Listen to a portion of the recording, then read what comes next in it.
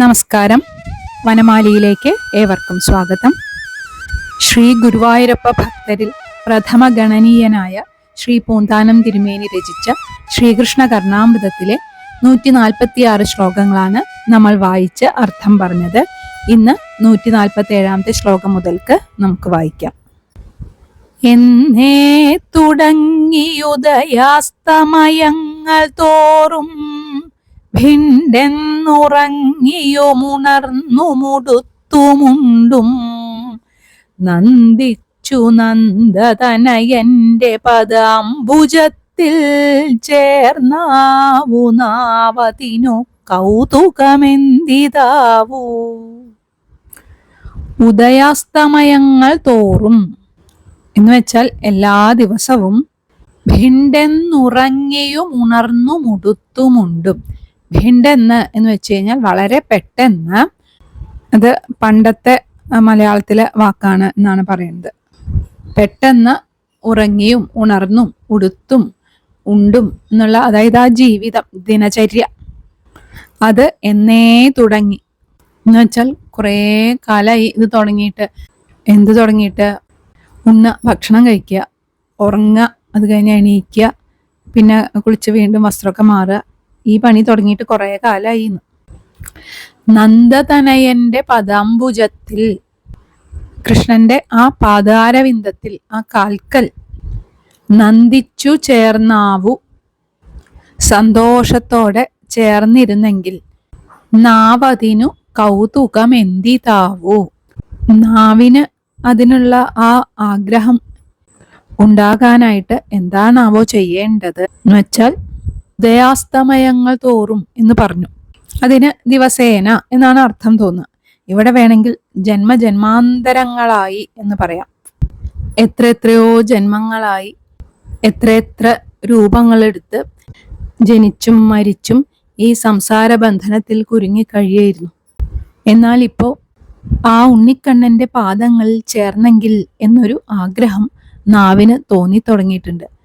അതായത് ഗോകുലപാലനായ അല്ലെങ്കിൽ ലോകപാലനായ ആ അമ്പാടിക്കണ്ണന്റെ പാദങ്ങളിൽ സന്തോഷത്തോടുകൂടി ചേർന്നിരുന്ന് നാമസങ്കീർത്തനം ചെയ്യണം എന്നൊരാഗ്രഹം ഈ നാവിനുണ്ടാകാൻ എന്താണാവോ ചെയ്യേണ്ടത് എന്നാണ് ഇവിടെ പറയുന്നത്.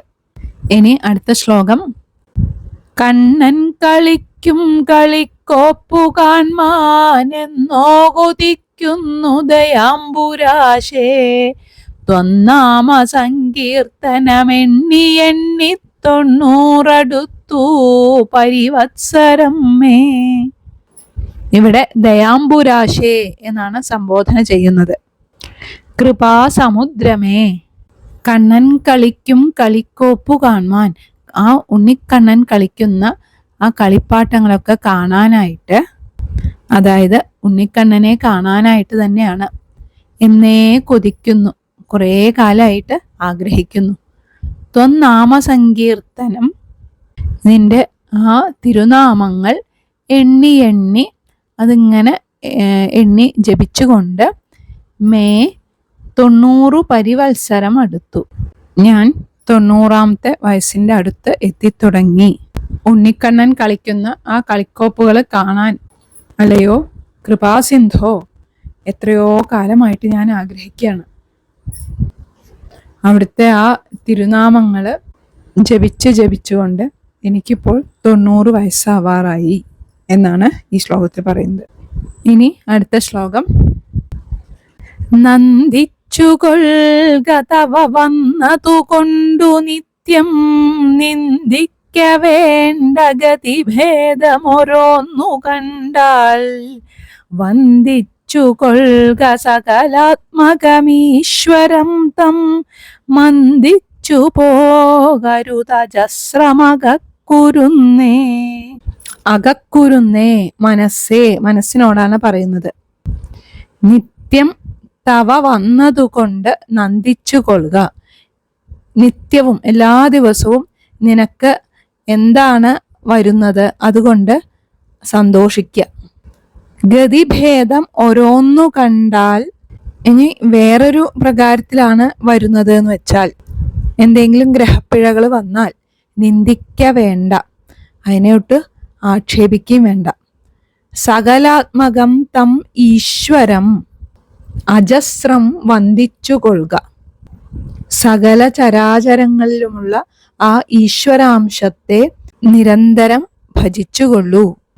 മന്ദിച്ചു പോകരുത്, അതിന് ഒട്ടും താമസിക്കരുത്, അതിനൊരു വിട്ടുവീഴ്ചയും വരുത്തരുത് എന്നർത്ഥം. മനസ്സിനോട് പറയുന്നതാണ്, നിനക്ക് എന്തൊക്കെ നല്ലത് ലഭിച്ചോ അതിലൊക്കെ സന്തോഷിക്കുക. ഇനി വേറെ എന്തെങ്കിലും അപകടങ്ങൾ വന്നു കഴിഞ്ഞാൽ അതിലൊട്ടും അതിനെ നിന്ദിക്കുകയും വേണ്ട. എല്ലാവരിലും അല്ലെങ്കിൽ എല്ലാറ്റിലും ഈശ്വരനെ കാണുക. അങ്ങനെ ഏകാത്മാവായിട്ടുള്ള ആ ഈശ്വരനെ എല്ലായ്പ്പോഴും ഭജിച്ചുകൊണ്ടിരിക്കുക, അതിലൊട്ടും അമാന്തിക്കരുത് എന്ന ഉപദേശമാണ് ഈ ശ്ലോകത്തിലൂടെ നമുക്ക് നൽകുന്നത്. അടുത്ത ആഴ്ച ഇനി ബാക്കി ശ്ലോകങ്ങൾ വായിക്കാം. അതുപോലെ ഈ ബുധനാഴ്ച ശ്രീമദ് ഭഗവത്ഗീതയിലെ തുടർന്നുള്ള ശ്ലോകങ്ങൾ വായിച്ച് അർത്ഥം പറയാം. ഇന്ന് ഇവിടെ തൽക്കാലം നിർത്താം. എല്ലാവർക്കും നല്ലത് മാത്രം വരട്ടെ എന്ന പ്രാർത്ഥനയോടെ